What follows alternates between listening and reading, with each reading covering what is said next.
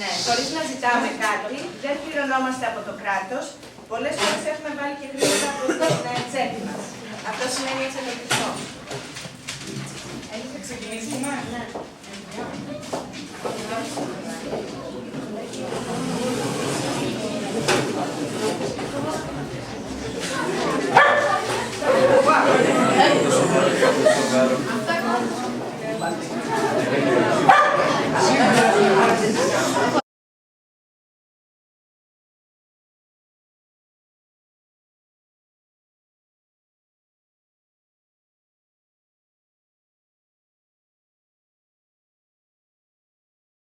Είναι δική μας και δεν λέμε απλά πίσω το σκυλάκι στον δρόμο μόνο του. Γιατί μπορεί να επιβιώσει, μπορεί να βρει να φάει μόνο του, μπορεί να βρει να πιει νερό μόνο του. Δεν γίνεται ποτέ αυτό σε έναν σκύλο, γιατί ο σκύλος τον έχει φτιάξει ο άνθρωπος.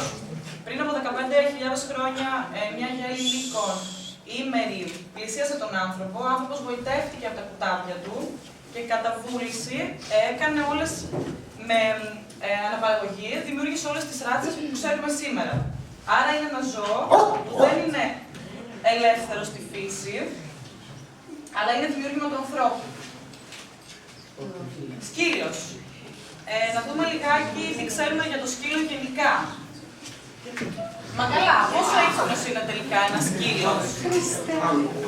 Ένας σκύλος έχει την ικανότητα να αντιλαμβάνεται 60 μέχρι 100 λέξεις. Αυτό σημαίνει πως όσο περισσότερο ασχοληθείτε με ένα σκύλο, τόσο περισσότερες εντολές μπορεί να μάθει και τόσο πιο έξυπνος μπορεί να γίνει. Παραδείγματος χάρη, αν έχω έναν σκύλο δεμένο στην αυλή του σπιτιού μου για πάντα και δεν ασχολούμαι καθόλου μαζί του, σίγουρα αυτός ο σκύλος δεν θα είναι έξυπνος.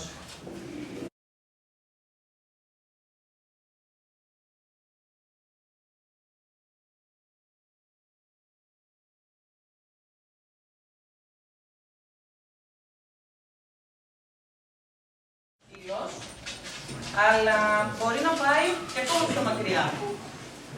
Ο σκύλος ήρωας. Γιατί? Ο σκύλος, όπως και εμείς, έχει 5 αισθήσεις. Όραση, ακοή, αφή, όσφρηση, γεύση. Κάποιες από αυτές είναι περισσότερο ανεπτυγμένες, όπως είναι η όσφρηση. Τι σημαίνει αυτό?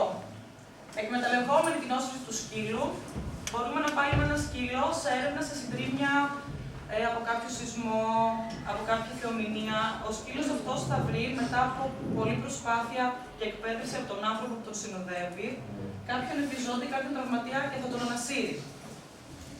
Υπάρχει ο σκύλος διασώστης, από τα χιόνια. Όλοι ξέρουμε τον Αγίου Μπερνάρδου, που έρχεται να σου δώσει τις πρώτες βοήθειες σε περίπτωση που θα αφήσει κάτω από το χιόνι. Σκύλος διασώστης θάλασσας. Είναι επίσης άριστοι κολυμβητές. Ακόμα καλύτεροι από εμάς. Σκύλος οδηγός τυφλών. Μία ακόμα... πώς να το πω? Ναι, το σκύλο στον άνθρωπο και είναι και ο πιο κοντινός μας, γιατί μες στην πόλη μπορούμε να συναντήσουμε ένα σκύλο οδηγό. Αυτοί οι σκύλοι φυσικά είναι αναπόσπαστο κομμάτι του ανθρώπου που συνδέουν. Δεν μπορεί ο άνθρωπος χωρίς αυτόν, ούτε και ο σκύλος χωρίς τον άνθρωπο.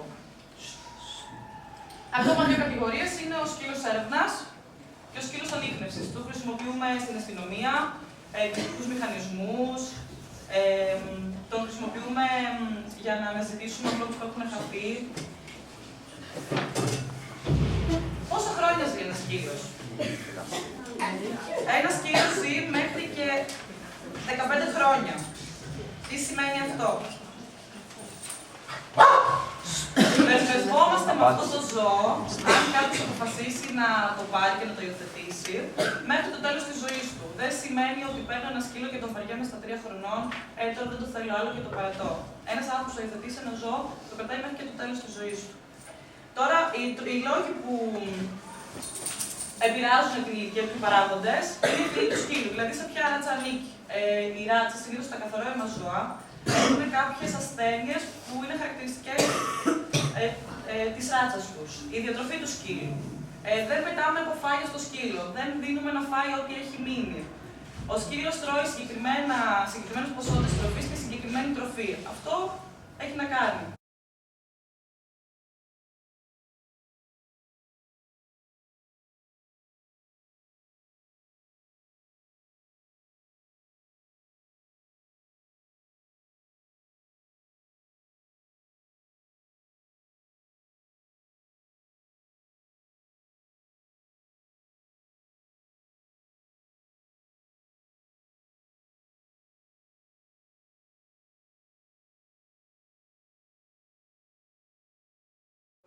αν πάρει ένα σκύλο, γιατί πρέπει να παίρνουμε ένα σκύλο σίγουροι για την ευθύνη που θα αναλάβουμε. Τις περισσότερες φορές υιοθετούμε ένα ζώο από ενθουσιασμό χωρίς να σκεφτούμε τι πρέπει να του δώσουμε και ποιες είναι οι υποχρεώσεις μας απέναντι σε αυτό. Αν αποφασίσετε να πάρετε ένα σκύλο στο σπίτι, ο σκύλος μασάει έρτλα, κάλτσες, παπούτσια. Δεν υπάρχει εξαίρεση.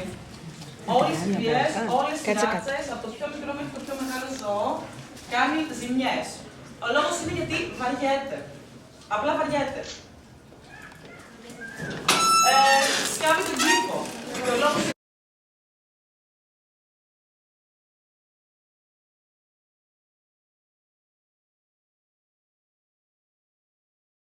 είναι κακό. Για ένα σκύλο, για ποιο λόγο πρέπει να πάει την μπάνια και την τελειώσει την τουαλέτα και να βάλει. Για να πάρω την μπουμπού, γιατί μπουμπού θα Μέχρι όμως να το καταλάβει, γιατί όσο με ακούω ανθρώπους που μου λένε δεν μαθαίνει όμως, δεν θα τα κάνει κάποια στιγμή έξω από μόνος του. Αυτή κάποια στιγμή θα είναι μετά από ένα πολύ μεγάλο χρονικό διάστημα και το σπίτι ήδη θα έχει ρημαχτεί. Εντάξει. Καυγίζεις. Είδες, μέσα στο θέμα είναι. Για τον ίδιο λόγο που εμείς μιλάμε. Αυτή είναι η καλή εκδοχή του καυγίσματος. Υπάρχει και κακή εκδοχή. Ένα σκυλί που είναι δεμένο ή ένα σκυλί που ζει σε άθλιες συνθήκες, πάνω σε ταράτσες, σε μπαλκόνια.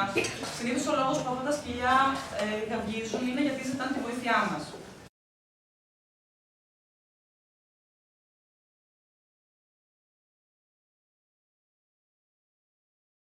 Θα είναι όταν πλησιάζετε ένα τέτοιο άνθρωπο για να του κάνετε παρατήρηση, θέλω το σκυλί σου να σταματήσει να με ενοχλεί.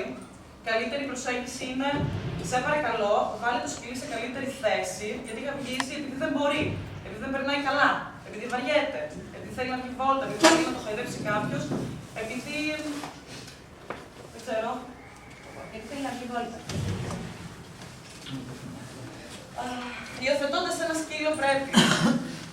Αυτά δεν αλλάζουν από σκύλο σε σκύλο, ισχύουν για οποιοδήποτε ταξίδιο. Πρέπει να ζήσετε μαζί του μέχρι να γίνει παππούς γιαγιά. Άρα, είπαμε, από 15 χρόνια και πάνω.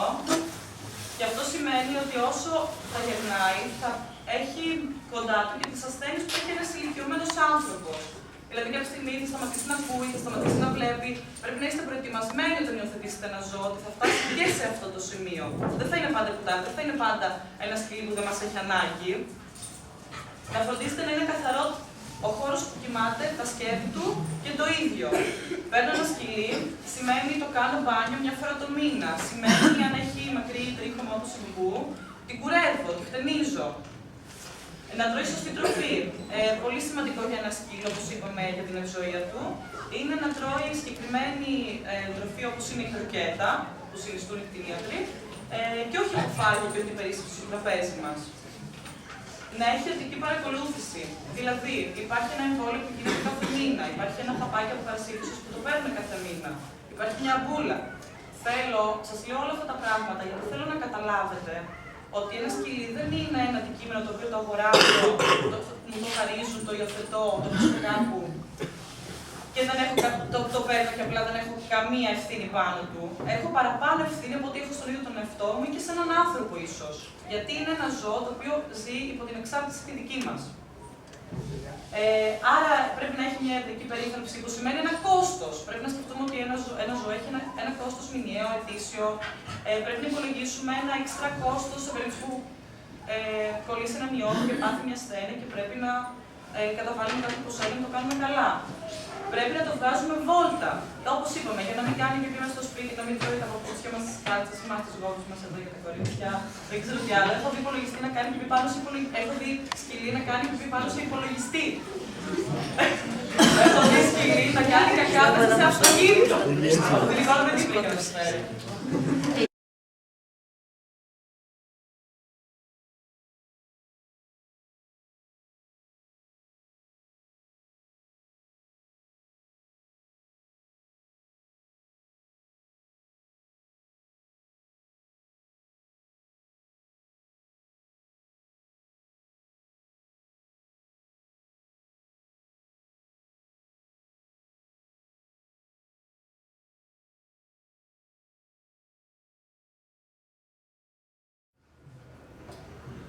Λοιπόν, αφού φτάσουμε στο να υιοθετήσουμε ένα ζώο, πού μπορούμε να απευθυνθούμε? Η χειρότερη αντιμετώπιση, και συνήθως ο κόσμος πάει προς τα εκεί, είναι να πάμε σε ένα κατάστημα που πουλάει ζώα, σαν να ήταν παπούτσια, παντελόνια, και να αγοράσει ένα ζώο. Το ζώο δεν είναι... Είναι ψυχή. Είναι ψυχή. Δεν είναι αντικείμενο, δεν είναι πράγμα. Είναι έβιον, που σημαίνει είναι ζωή. Και για κανένα λόγο δεν θα πρέπει να το βλέπουμε σαν αντικείμενο. Αυτά, παιδιά, από μένα. Συνεχίζω εγώ. Πήραμε ζωάκι. Και τώρα, όπως μας είπε η Έλλη, όταν πάρω ένα ζώο, έχω ευθύνη. Είμαι υπεύθυνος γι' αυτό.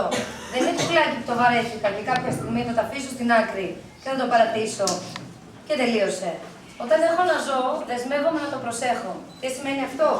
Είναι υπεύθυνος πρώτα απ' όλα απέναντι στον νόμο. Ο νόμος που ψηφίστηκε πέρσι, το 2012, είναι πάρα πολύ αυστηρός. Για ποιο λόγο? Γιατί το έλογον είμαστε εμείς. Εμείς είμαστε αυτοί που αποφασίζουμε για τα ζώα. Εμείς αποφασίζουμε πώς θα τους φερθούμε. Τα ίδια τα ζώα δεν μπορούν να καταλάβουν αν εμείς δεν τους δείξουμε αν κάτι είναι σωστό ή λάθος. Δεν μπορούν να ξέρουν ότι έκαναν κάτι κακό. Γιατί δεν έχουν το μυαλό για να καταλάβουν ότι έκαναν κάτι κακό. Τα ζώα βασίζονται σε εμάς για να τα φροντίζουμε. Πρώτα απ' όλα,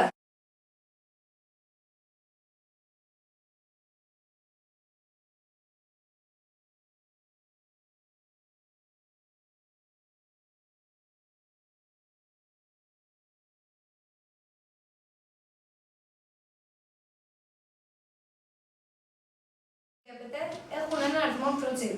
Τι σημαίνει αυτό? Βλέπετε εσείς, εδώ πέρα σε αυτή την εικόνα, ότι το microchip είναι αυτό εδώ, στο μέγεθος ενός νυχιού. Εμφυτεύεται στο σβέρκο του σκύλου και σε περίπτωση που χαθεί, το παίρνει κάποιος, το πάει στον κτηνίατρο, ο κτηνίατρος το σκανάρει και βλέπετε ότι αυτός ο σκύλος ανήκει σε σένα. Και άρα επιστρέφει σε σένα.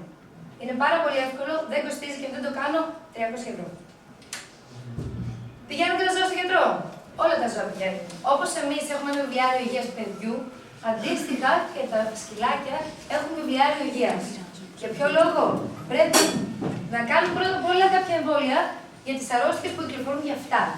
Οι αρρώστιες που έχει ένας σκύλος είναι πολύ εύκολο να μεταδοθούν από σκύλο σε σκύλο, γι' αυτό πρέπει να προσέχουμε και να μεριμνούμε να είναι υγιής, πάντα υγιής.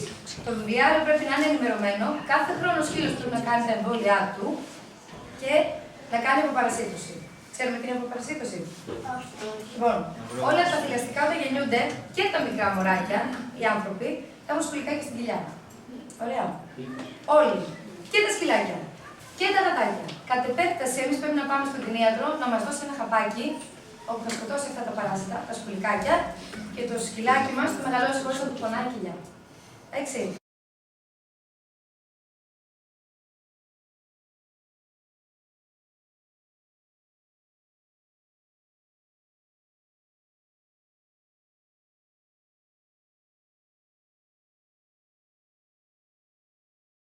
Το σκυλάκι κάνει εμβόλιο. Κάθε χρόνο κάνει εμβόλιο για τη λύσα. Η κονκάρδα είναι αυτή που βλέπετε εδώ. Θα δείτε ότι φοράμε και τα σκυλάκια μας. Για ποιο λόγο πρέπει να το φοράμε? Πρώτα απ' όλα μας υποχρεώνει ο νόμος. Δεν το κάνω. 300 ευρώ. Όπως λέμε 300 και 300 μαζεύεται το ποσό. Αν μας πιάσουμε σκυλί παρατημένο, τελείωσε. Πρώτα απ' όλα, δαγκώνει το σκυλάκι μας ένα άλλο σκυλάκι. Δεν φοβάται ο άλλος ιδιοκτήτης ότι το σκυλάκι του θα κολλήσει κάτι από το δικό μας. Αντίστοιχα, άμα τύχει και δαγκώσει κάποιο άνθρωπο, ο άνθρωπος γνωρίζει ότι εγώ αυτή τη στιγμή είμαι προστατευμένος. Η μόνη αρρώστια που μεταφέρεται στον άνθρωπο το σκύλο είναι η λύσα. Οπότε, άμα έχουμε την ταμπελίτσα, είμαστε καλυμμένοι.